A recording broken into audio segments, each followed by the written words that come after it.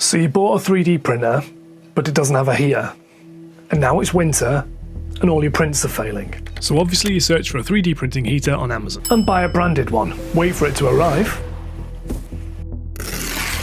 Install it. And print. But it still fails. Right then. What's going on? Well, the answer is UV resin works best between 25 and 30 degrees Celsius, and anything outside that window and you're going to start running into issues. So in this video I've purchased 3 small heaters you can pick up on Amazon for under $70, and we're going to put them to their paces and see which one works best. I'm going to be using a printer I've got successful prints on lots of times, the Saturn IV Ultra, and I'm going to be printing the same model that I usually do to test all my printers, which is the Ultra Raptor, which is a model sculpted by Clinch. So we already know the results of the Elegoo Heater. Kind of. I actually found a use for it, so stay tuned and I'll talk about that a little bit later on. For now I want to talk about a wild card. The thing on screen is a plug-in space heater and it costs just under $20. It's a really basic plug-in space heater that's 500 watts, and in the top of it is a timer and a thermostat. Now before we get too carried away, I do just want to say that please be careful if you're going to plug things like this straight into extension leads. Most extension leads are good for around 3000 watts, but I'm not an electrician and you are completely responsible for your own electrical safety. Back to the video. Out of the box, it set itself to 30 degrees, and I didn't bother with the timer because I wasn't sure how effective it was going to be. Functionality wise, it just blows heat out the front of that mesh thing, and giving it the finger waggle test, it feels like it's blowing hot air. It's all looking good so far. Obviously though, because it only blows heat out of one vent, you have to have it lined up. If you don't have it lined up with, say, a hole or an open lid on your printer, then obviously it's just going to blow hot air at the back of your printer and frankly not going to do very much, which meant some fiddling under my desk in order to get the extension lead popped into the right place. So you get to look at my back. Lucky, lucky people. And it's that level of professional footage that I know you're here for. But at the end of that, the setup looked a little bit like this, which means the outlet of the heater is perfectly lined up with the pre-cut hole at the back of the Elegoo. Nice! But even I recognise that that's a little hard to see, so here's a thermal image showing you where the heat is entering into the printer. Next, we filled it with resin. I'm using Sunlu's red wax resin here, and then set it working.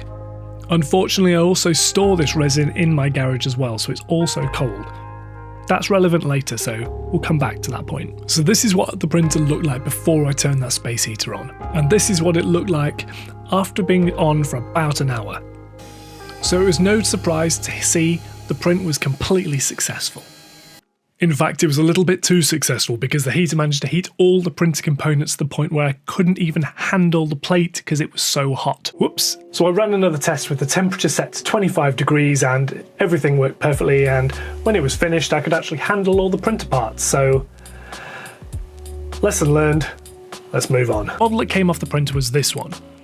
It's printed in red wax because I think it shows up nicely on camera, and it looks pretty good. The only downside I can see to the model is when we flip it over, you can see this banding, and that banding is caused by heat differentials, probably because the resin isn't as warm as the surrounding area, which causes the resin to expand and contract as it cures.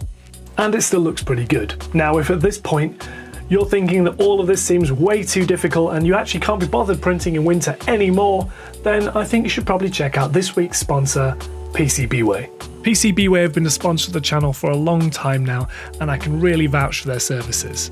As with all my sponsorships, all the money goes into paying for an editor to allow me to spend more time with my family, and you wouldn't want to do my kids away from time with me, would you? Only joking of course, but seriously, PCBWay are a great company. I tend to use them to fill gaps in my 3D printer resume, for example making that Aquila or making this incredible metal dreadnought and fulfilling a long time dream of mine. The process is of course extremely simple. You simply take an STL file, upload it to their website and select a material before they pack it up and ship it out so you can get building with whatever it is that you dreamed up in the first place. Thank you so much to PCBWay for continuing to support the channel and allowing me to just do what I do, and without further ado, let's talk about that Elegoo heater. because it's by no means a bad product, it's just trying to do too many things and it's slightly underpowered. At least for this country at this time of year. In the box, you get obviously the heater itself. I will say that external PSU was a bit of a surprise though, because honestly it just makes a lot more clutter outside the printer in a space that should be wire free. There's already too many cables in my life, I don't need more.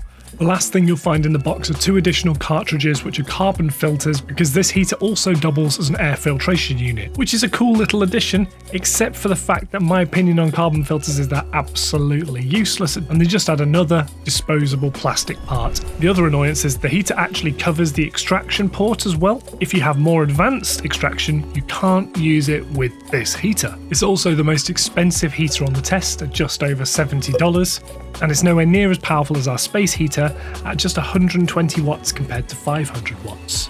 The net result is that in my 12-degree garage, after 4 hours, the heater managed to heat my printer up by a single degree, i.e. still at least 12 degrees too cold. The Elegoo Heater is a bit of a silly design too. It outputs all of its heat straight up, which means the top of my printer was nice and toasty, but where the actual magic happens down by the resin and the plate, it was cold. There's also no magic energy efficient heating. Basically the energy you put in is the energy you get out when it comes to heating. It's just simple physics. So a 120 watt heater puts out less energy than a 500 watt heater. That's it. And as we know from the top of the video already, the print failed. Moving on. Which brings us to our third and final heater. This is a brewer's vat heater. And it's just a simple belt with a heating element run through it, which work really well on metal vats. I know this because I've used it before. They're a bit of a fiddle to set up, and on the Saturn 4 with that tilting vat I was concerned it would even work at all, but I tested it and it does.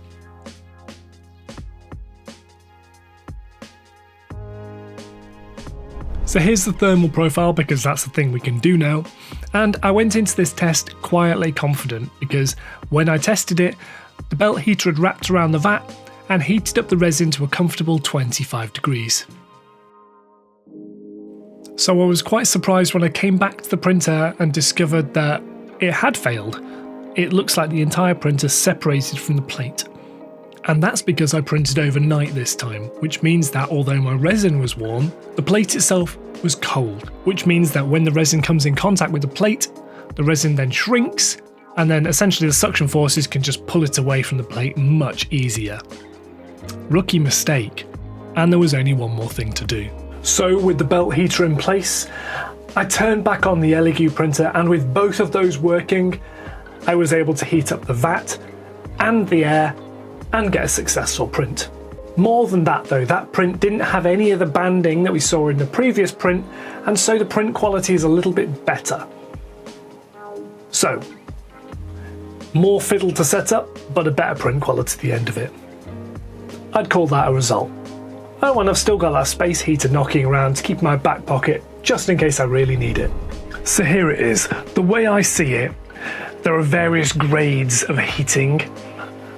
From top to bottom, the best thing you can possibly do is print inside a temperature-controlled environment. Something like an air-conditioned house or a climate-controlled facility.